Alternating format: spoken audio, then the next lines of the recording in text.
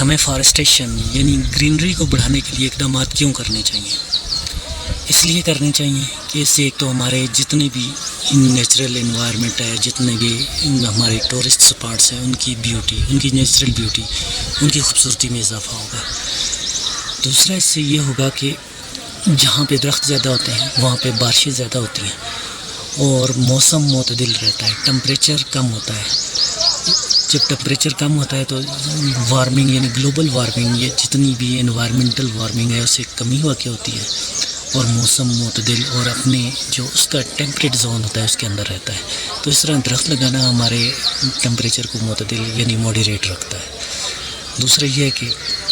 ایسے علاقے جہاں درخت زیادہ ہوں گے وہاں ظاہر ہے بارش زیادہ ہوگی، گرینری ہوگی، تو اس کا یہ فائدہ ہوگا کہ وہاں پہ